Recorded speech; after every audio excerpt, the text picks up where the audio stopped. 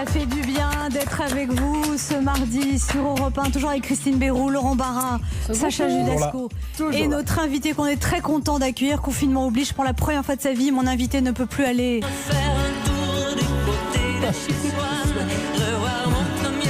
chanteur emblématique des années 70, aujourd'hui il est devenu emblématique tout court, animateur à la radio, à la télévision, l'Eurovision, sans ses commentaires, c'est comme les Pays-Bas sans Amsterdam. Habité par la musique, comme en témoigne son dernier album Souviens-toi d'aimer, produit par Renaud. Il sera de retour sur scène dès novembre 2020 et ça tombe bien parce qu'après le confinement on aura justement besoin de se souvenir d'aimer comme il l'a chanté lui-même.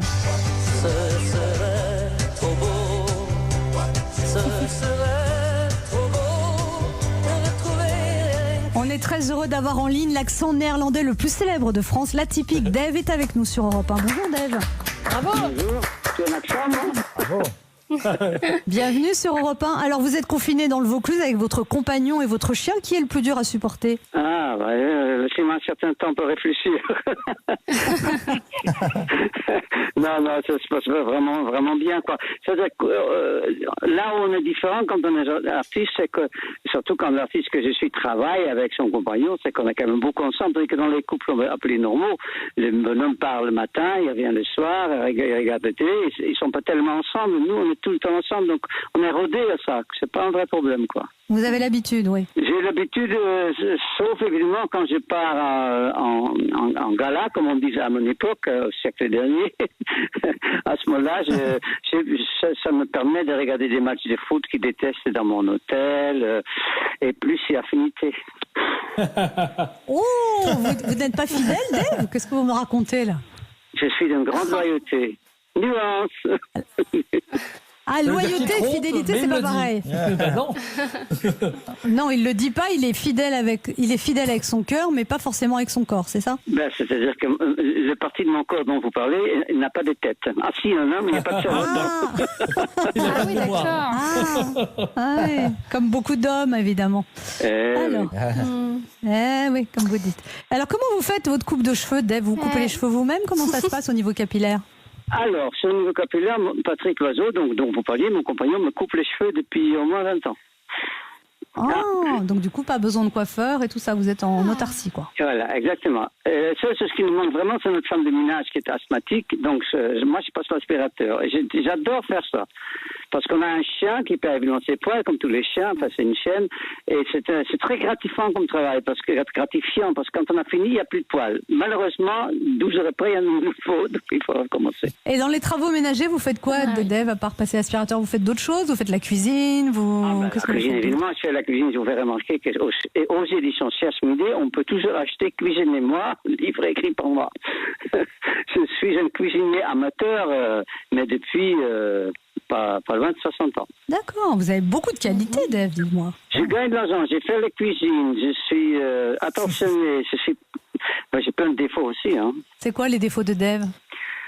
Bon, j'ai un grand défaut, c'est que je suis, comme la plupart des artistes, légèrement égocentrique. Je suis... Alors, je vois pas du tout de quoi vous parlez, parce que moi, je suis pas du tout égocentrique. Ah bah, moi, je vois pas.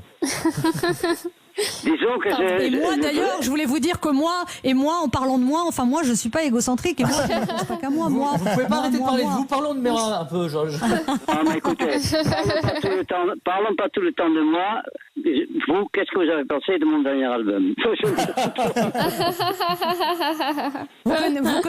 Vous connaissez, Dave, certainement, vous qui aimez les mots, vous connaissez cette phrase. Comment est-ce qu'on reconnaît un acteur dans une conversation? C'est le seul qui a les yeux dans le vague quand la conversation ne tourne pas autour de lui. Ah voilà, là, dans une interview télé, ça se voit, mais il n'y a pas que les acteurs, les chanteurs aussi. Aussitôt qu'on s'adresse à quelqu'un d'autre, le mec, il est comme paumé, il se fait chier. J'adore regarder ça. Des noms. Et vous êtes très moqueur, Dave. Vous avez toujours eu ce côté moqueur, en fait. Et ouais, c'est vrai que je suis un moqueur. C'est vrai que je me souviens au lycée où j'étais, on avait des élections pour les élèves qui représentaient des autres élèves, donc une espèce de comité, quoi. Et je m'étais proposé, il y avait 700 élèves et j'ai fait 60 voix. Et j'ai donc compris que mon côté moqueur ne plaît pas à tout le monde. Oui, mais maintenant, il plaît beaucoup, votre côté moqueur, Dave. Oh, ça fait un tri. Ceux qui n'aiment pas, ils ont qu'à aller voir ailleurs. Alors, en septembre dernier, vous avez sorti votre dernier album, Souviens-toi d'aimer, produit par Renaud. Est-ce que vous pensez qu'il est possible d'oublier d'aimer quelqu'un Ça veut dire que l'amour, c'est ce qu'il y a de plus important dans la vie? Évidemment, mais je vais vous répondre par quelque chose dont je me suis rendu compte il y a quelques jours encore en marchant dans mes garrigues, parce que je suis vraiment au milieu de nulle part. Et je pense à la dernière phrase que m'a dit ma mère, je suis désolé, c'est un peu sérieux. Elle me dit, non pas à moi, à mes frères et sœurs, elle était euthanasiée, donc on était autour de son lit. Elle a dit cette phrase étonnante, ne m'oubliez pas. Et évidemment, ça nous semble tellement incroyable qu'elle peut nous dire ça, surtout à ce moment important et spécial. Et pourtant, il y a des jours et des jours que j'ai oublié de penser à ma mère. Donc, vous voyez, pourtant, Dieu sait que je l'aimais. Donc, on peut oublier, en effet. Bah, passons au disque gay maintenant, avec un Y. Mais ça fait partie de la vie aussi, la mort, Dave, de toute façon. Évidemment, qui vous le dites. Mais en Europe, on n'est pas trop conscient de ça. Quand, je ne sais pas si vous voyagez en Mexique, c'est incroyable comme la mort là-bas. Ils vendent carrément des squelettes, ils mettent des trucs au bord de la route pour qu'on fasse attention à comment on vit avec presque des cadavres, en tout cas des cadavres de voitures. Nous autres Européens, on n'est pas très conscients quand même de la présence de la mort. Dave, de quoi vous avez pris conscience à l'occasion de ce confinement? Est-ce que ça vous a fait réfléchir au sens de la vie, à votre manière de mener votre vie? Est-ce que vous êtes dit que vous alliez changer des choses? Honnêtement, non. C'est-à-dire que la seule grande différence que je note en moi-même, c'est que quand on promène notre chaîne, et on fait des promenades très importantes avec c'est le printemps, ça sent les jeunesses, il y a du thym, du romarin, des cystes, tout est en fleurs. Et je me suis rendu compte que je le note beaucoup plus qu'avant. Je suis plus consciente.